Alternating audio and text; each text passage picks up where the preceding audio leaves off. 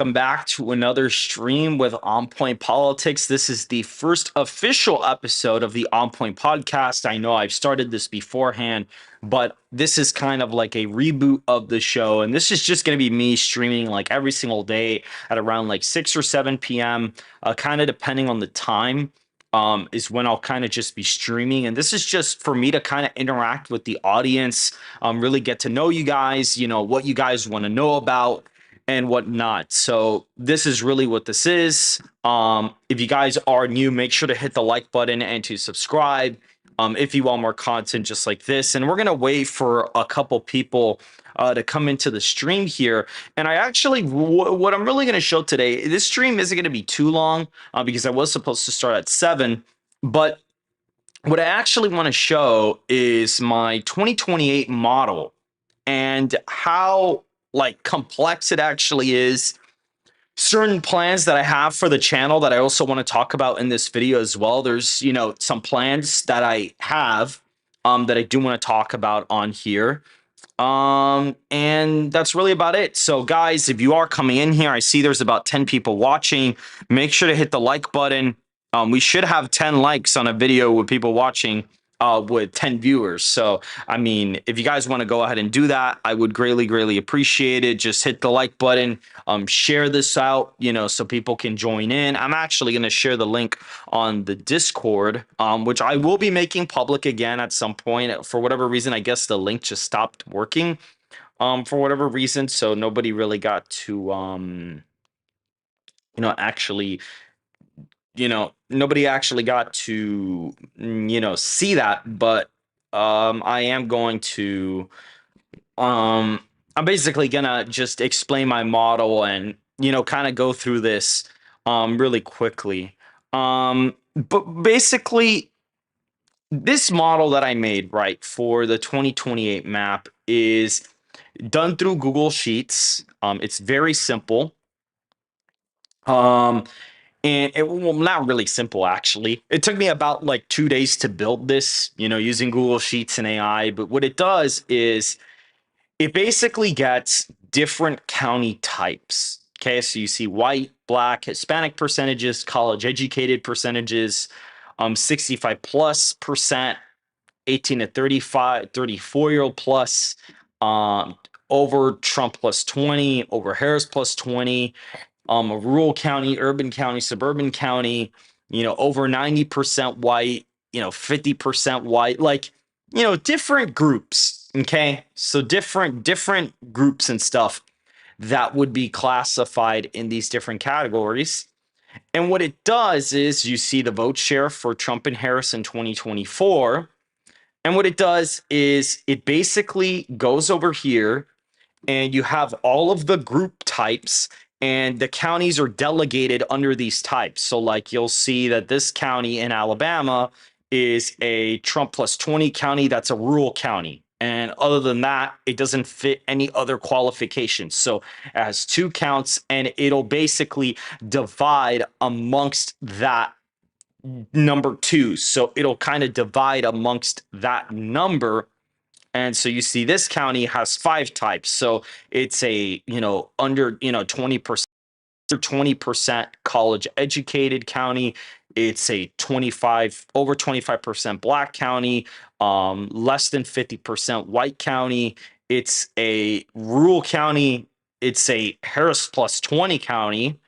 And you see here that Harris did very well and it has 5 types. So based on the shifts nationally, it'll divide all the shifts by that number. And so what you get is kind of a program where effectively, and it has a third party system here as well, where I can kind of adjust the third party vote. And what it'll do is it'll essentially kind of go through this and really go through the 2024 results. So this is kind of how this starts. It starts like about basically here. It starts at the 2024 results, and every single county is populated with actual raw vote totals. So this model isn't just like a, margin based shift map. It's an actual like county number populated model. And so this is a lot more accurate than whatever I had in 2024. You know, a lot of people seem to be very impressed with how accurate I was in some of the states. And when you see this here, you know, they really were this is pretty close to 2024. It's basically is the 2024 results. And you see the vote totals. Trump at about 78 million, Harris at 75. It's a little bit off by a little tiny bit. But it's basically the most accurate I can get it using the model. Most of the margins are pretty close.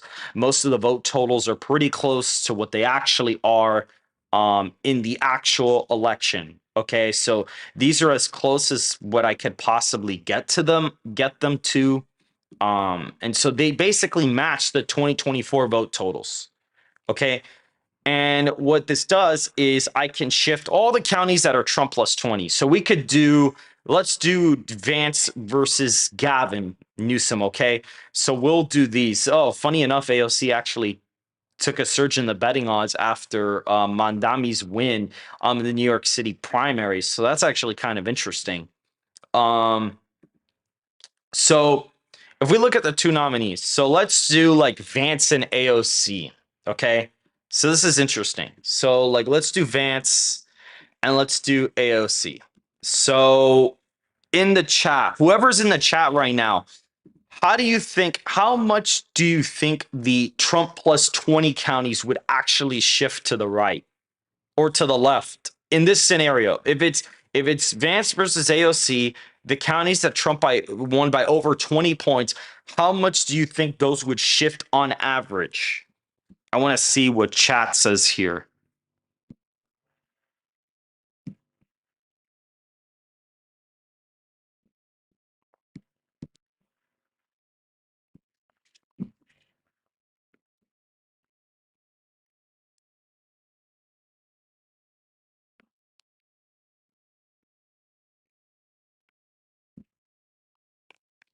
Let's see what they said.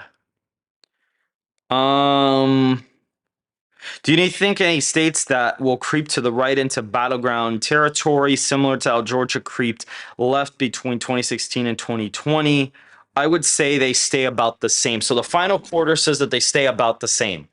Okay, so let's do like maybe slightly left if people will turn out. Okay, so let's do like minus 0.5. Okay, so then like for the Harris plus 20 counties. Okay, so let's do that. So the Harris plus 20 counties, how much do you think those will shift to the left? If it's Vance versus AOC, on average, all of the counties that are over plus Harris 20, how much do you think they would shift left or right? I want people to kind of answer that in the group in the chat here.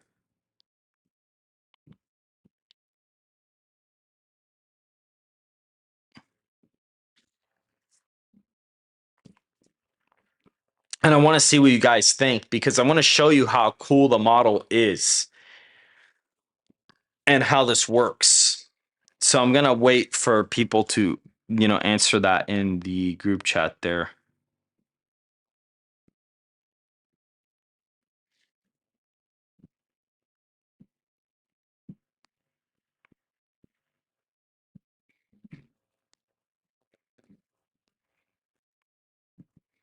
Left.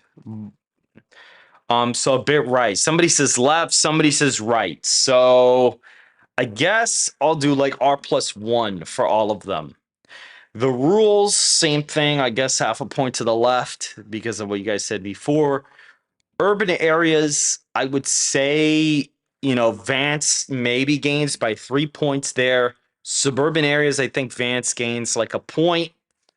Over 90% white areas, I could see Vance probably doing slightly worse in some places. Under 50% white areas, I do think AOC would gain. And I actually think with Hispanic voters, it's possible she gains. I don't think she gained with black voters. I think Vance actually gains with them. Over 50% college educated white or over 50% college educated, you could say they probably shift like 6.5 points left. Under 20% college educated, I could say those shift right by a couple points. And you could say large age plus 65 population. You could say that that group, those groups probably shift left. And then the 18 to 34-year-old population probably shifts right a little bit with Vance. And then the third party turnout, let's say it's at like 1.6. Like, let's say that's the case, right? And let's say the party split is like a little bit closer.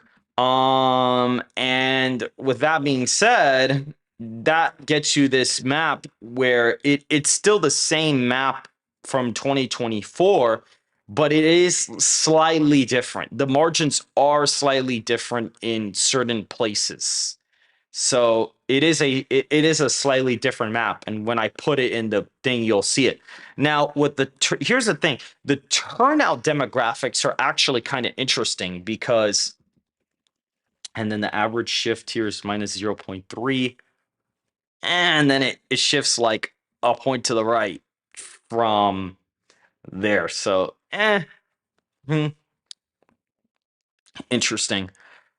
I would say, looking at this, I guess you would see a little bit of a turnout decrease with the rule vote. Um, to an extent, I think the Harris plus 20 counties probably see some turnout rise. The suburban counties go up. Urban areas, I think, decline. Over 90% white again. I think the turnout maybe goes down a little bit. Hispanic voters, I could see them going up. Black voters, I see going down. Under 50% white, the turnout goes down. College educated turnout goes up by a bit, probably by 7.5%. Large 65 plus population, probably a 4.5% decrease, and young populations like 6.5% increase. And so when all of that is said and done, you actually end up getting this weird electoral map where it's similar to 2024, but the margins are like slightly different in certain places. So it's like a really similar 2024 map. It's actually not that different, really at all. Vance actually stays at 78 and she stays at about 75 million, and he wins the popular vote by 1.4. So it's basically like a different version of 2024 in a way. But what we can do is we grab the results, we plug them in here, and then we get the actual vote totals. And then we plug them in here. And this is how I make my videos now, guys. Like, this is actually what I use to make my videos. Um, so that's what it looks like. So this is really interesting. So that's what it ends up looking like. And we can actually even go through these and kind of see the differences. So you see, like, Virginia, it actually is very similar to 2024. It's very similar. New York falls under the safe column, so it's now likely. New Hampshire, New Jersey, Virginia, and Minnesota are all still lean Democrat. Virginia basically stays the same. So does North Carolina, and Ohio stays the same. Moves a little bit to the right. Iowa shifts a little bit to the left. Texas literally stays the same. So does Florida. They're actually both the same margin. They literally don't move from 2024 at all. New Mexico's a little bit more Democrat. Colorado's a little bit more Republican. I think Utah stays about the same. Oregon's closer, Washington's closer, California's closer. Nevada actually gets more Democrat. Arizona literally stays the same. Like, there's barely any difference there. Pennsylvania gets like 0.2% more Republican. Michigan gets like 1.3% closer. And Wisconsin is like a half point closer. So it's a very similar map to 2024. But you'll notice, like, the map, it does shift. Like, Nebraska shifts 4 points to the right. New Kansas shifts 3 points left. Oklahoma shifts 2 points left. Louisiana, Mississippi look about the same. Even like West Virginia and Indiana shift left. So it's really interesting to see those like shifts. And like Maine is about the same. New Jersey's like half a point more Republican, so it kind of moves with Pennsylvania. Like, they're very narrow shifts. And I can also do county maps for this as well. So that's the other interesting thing too. I can also do county maps for this. And if we actually go through and we see this, this will be really interesting to look at. Is the shift map on a county level. So what I can do is I can literally go on here and put in the shifts in every single county and see how each one ended up shifting. And it's really interesting. And I'm gonna have to actually make the things a lot smaller here so that they're kind of like, easier to look at on the eye. But you'll notice, like, Miami-Dade actually shifts a tiny bit Democrat. Broward and Palm Beach move right. Duval moves to the right. And it's really interesting because, like, this little suburban area here in Georgia, like these like areas surrounding Atlanta actually don't really move that much to the left at all. It's more the rural areas that actually move left because that's what we put on the map. And then you see, like, I had black voters going more for her, like, I had her improving with black voters and or Vance improving with black voters, and you see it in South Carolina, you see it in Louisiana, Mississippi, Alabama, even to like a degree in Texas. You see like her improve in some of the like Hispanic counties, but then like in some of these areas, like he gains in like Arizona and Maricopa and Pima very narrowly, loses a ground around statewide, loses some ground in like Clark and Washoe, but kind of holds there a bit. Like he kind of holds his ground. California is about the same. You see, look at that rule shifts, like all those shifts in these areas like this, especially like in Montana, you see big shifts. In here, you see big shift. Johnson County moves 2 points left, which is a big population center in Kansas. A lot of the country actually shifts left. Some parts of North Carolina and Virginia shift because of the black vote. In Delaware, Kent shifts to the right by a bit because of that. And even in Pennsylvania, you see some like suburban shifts towards Vance. And if you look, most of the places that are actually shifting towards Vance are in fact some of these more like suburban areas. So that's how he kind of actually gains nationwide, and he kind of saves himself from losing. So you see that the model is really dynamic, and this is something that I've been preparing for pretty much months at this point.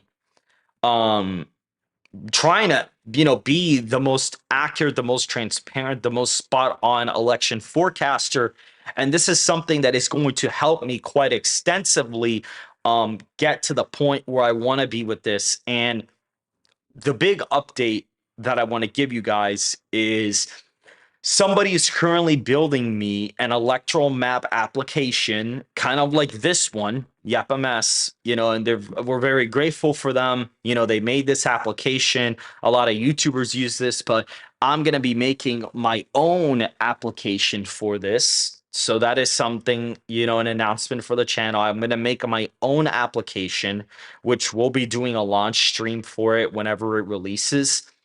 And there'll be like paid tier ranks. There'll be like paid tiers for different things you guys can use, because not only is this electoral map here like this, there is going to be an election simulator that is built into it, which is also, this is the base of the election simulator. This is what I am using as the base for the election simulator. This model effectively, like, that's what we're going to be using this as the election simulation model. So that is the really interesting thing. That's where it's really going to show. And there's a lot of features that are going to be added. There's going to be like automated shifts by candidate, API integration. There's going to be a really nice UI. So like the electoral map app, which is going to look like the election simulator, you know, it's going to look a lot like Steve Kornacki's app on the TV. So it'll look a lot cleaner, a lot more professional. And that'll be something that I get to use in future elections. We're also going to create the maps for the midterms. So I'll already be able to use that for 2026. So there is some really, really cool stuff that is, being put into this. And we're going to be putting a lot of time into this.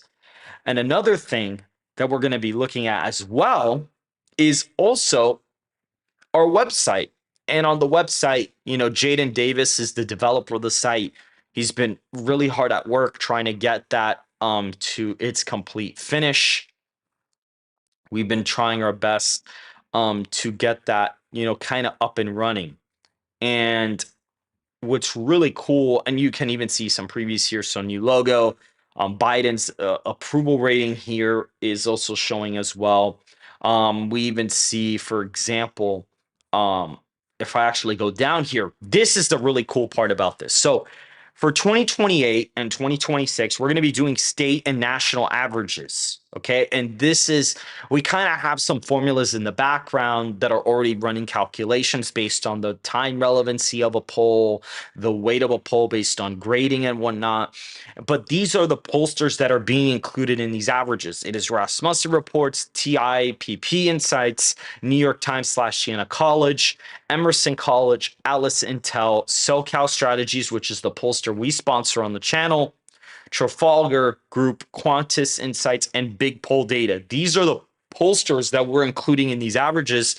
And we went back to the 2024 election and we did the national popular vote. We did Wisconsin, Michigan, Pennsylvania, North Carolina, Georgia, Arizona, Nevada, New Mexico, or not New Mexico, New Hampshire, and Minnesota for retrospective polling averages. So like if we had this site then, this is what the polling averages would have looked like on November 5th. And our averages would have been better than Real Clear Politics. And I'll show you guys right now why that would have been the case. The reason why that would have been is because, I mean, if you literally look at the polling, I mean, first of all, Trump won the national popular vote by 1.5. The aggregate had him up by 0.1.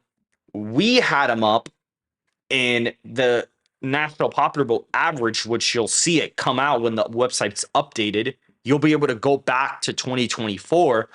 It says Trump plus 1.4 on the final day, which is 0.1 percentage points off of the actual national popular vote margin. And it has like Harris at like 47.9 to Trump's like 49 point something. So even the vote shares are like relatively accurate to a degree. Like they're basically spot on.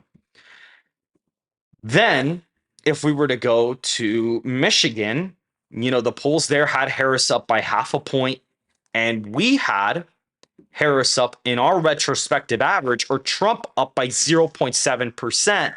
He ended up winning the state by 1.4% in the election by a tilt margin. So our average would have been about a point and change better than RCP's. If we look at the next state, which would be Pennsylvania, Trump was up by 0.4 in that average. We had Trump plus 1.7, and we had Trump plus 1.8. So we would have been off by 0.1% there. Then in Wisconsin, they had Harris up in Wisconsin by 0.4% in the final average. We have Trump up by a point higher in our average by 0.6.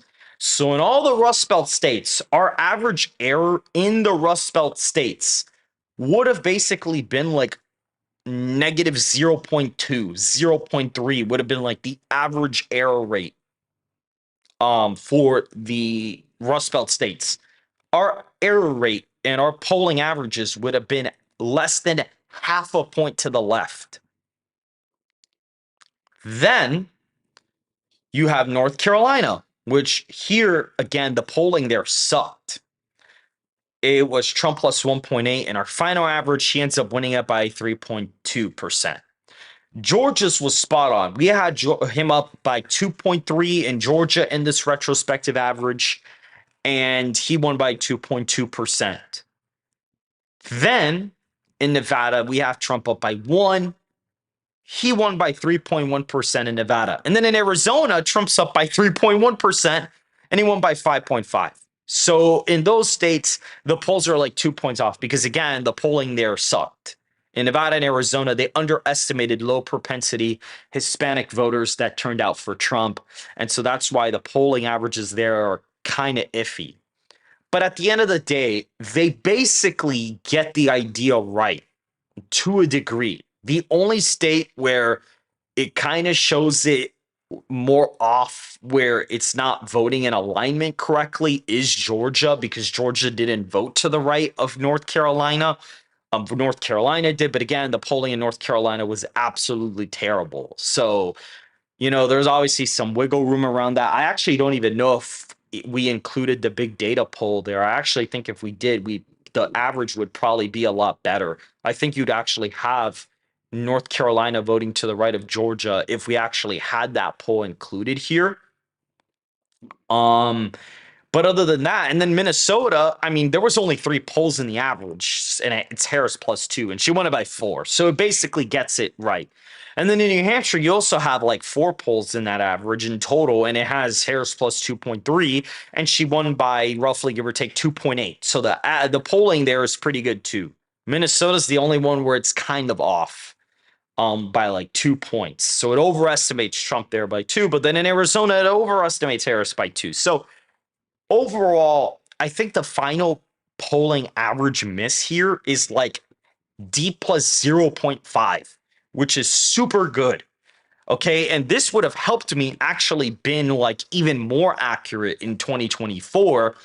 So the reason why I'm showing this is because I want to show the viewers on the channel that yes, I overestimated Trump in the swing states quite heavily by too much, but we're making up for that by really creating these really extensive models, me understanding the electorate a lot more, me doing a lot of things in order to get the best possible understanding of the American electorate and doing things that can actually help me get to a lot more accurate results in case these polling averages showing them retrospectively to 2024 and how accurate we actually would have been in that election if we had the opportunity to do this.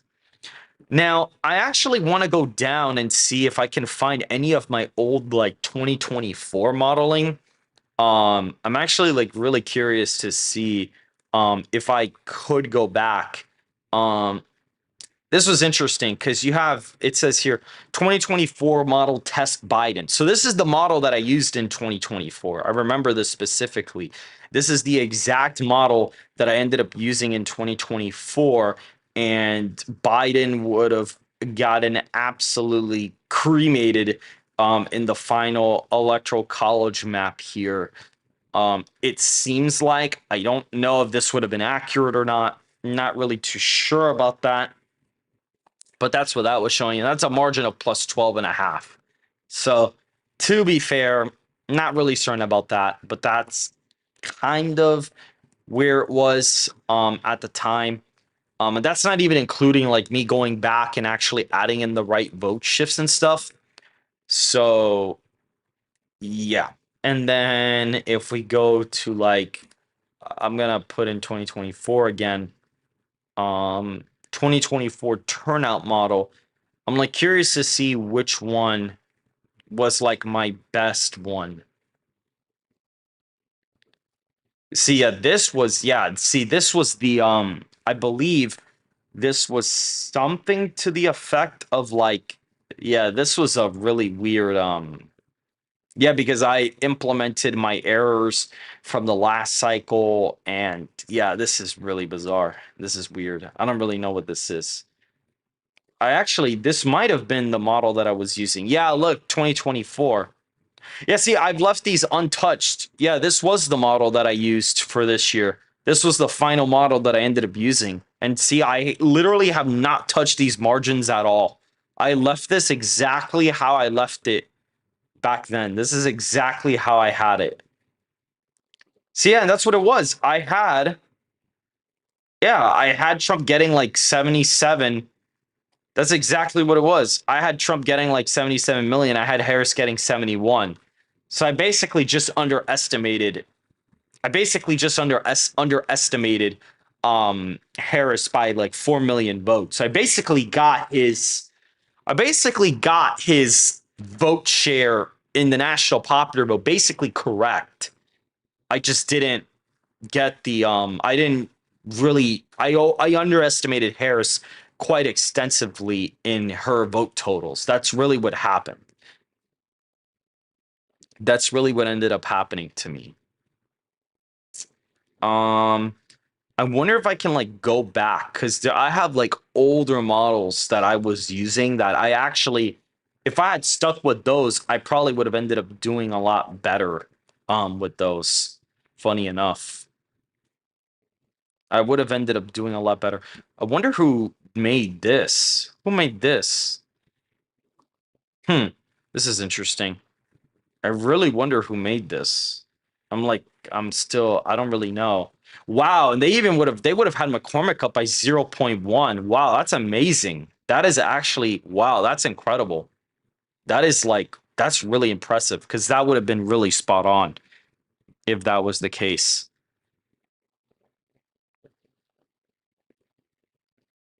Yeah, that would have been really, really spot on. I think in this Google Drive, I have like old stuff. I have like old stuff in here.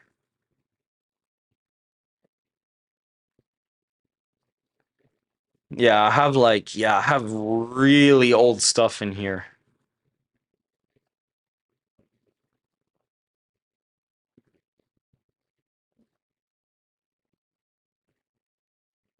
Yep, this was the super old stuff.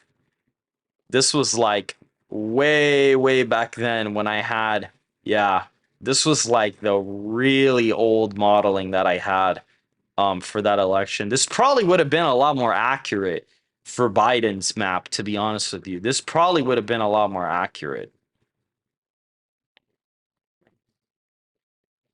This was like my old modeling that I was using like a while back. I'm actually curious. So, like, if I were to plug in Trump plus zero point 0.1, and that would have been a 4.6 point swing to the right, and the incumbent presidential approval rating at the time, I think that Biden was probably not that unpopular. I think he was only down by like 10 points at the time. So like -10 only. And then the polling averages, I mean, Wisconsin would have been there, Michigan would have been here, and then in Pennsylvania would have been about here. And then you would have had Arizona been Trump plus like 2.5 was the polling average. Nevada, I think Harris was up by a bit. Minnesota, she was up by a lot there. Texas, I think the polling averages had him up by like 10. Ohio, he was up by like 8 in the polling averages. Ohio, I mean, disregarding Seltzer. Florida, I think the averages had him up 7. In Georgia, they had him up by like 1.4 in Georgia. That wouldn't have been enough. So it would have had him losing Michigan and Georgia, but it would have been a lot more accurate than before. It would have been a lot. It would have been a lot better. I think there is a little bit more of like a sophisticated model that I have. Like there is something that I do have that would have been a lot more accurate than this, probably to an extent. Like New Jersey's too Democrat here, so like clearly this would have been off to a degree, but it would have done it would have done its job a lot more if I had stuck with this. But I do believe there is like, I do have a better, I'm pretty sure I have a more sophisticated model with more stuff than just that. I'm pretty sure I have more than that. I'm like almost positive that I do.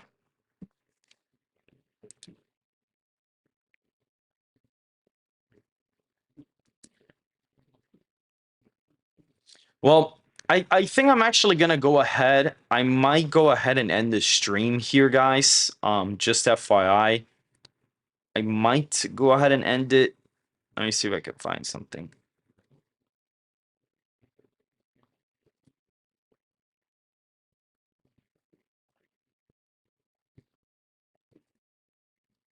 Oh no, it's On Point Politics Model version 2. Yep, this is the one that I used a lot. This is the one that I was using.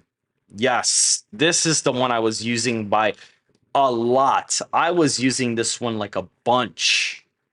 This is the one I was using. This is the one I was using quite a bit. And it actually, like, it has Arizona to the right of Georgia, so that would have been correct.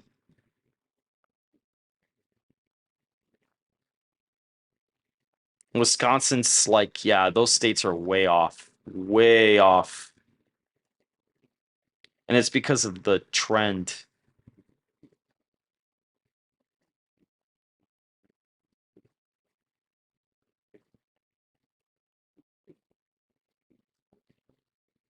Hmm. Trump plus 0.46 plus 10. Um, Demographic model, I guess you would have had, let's see, hold on. I'm actually curious. I'm gonna plug in like all the stuff from 2024 to see like how good this would have been. I'm like actually curious. Oh wait, wrong app. Mm,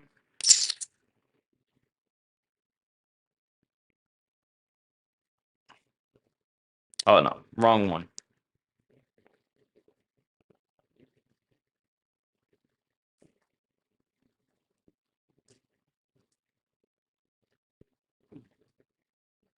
Yeah, this I straight up like, yeah, this I've left it alone. This was my on point polling averages in the States. If I just took the demographic model and I plugged it in here, oh, but I have this like out of order. So yeah, no, I have some of this out of order, so I can't really plug it in like that. I would probably have to like reorder this, but this would have also by far been a lot more accurate besides like some of the Rust Belt states, because those were just completely out of whack. But other than that, this would have been a lot better. Hmm. Very interesting. But all right, guys, I mean, this is pretty much it. I think I'm gonna just end it off here. I kind of started late, so didn't really know what else to do. But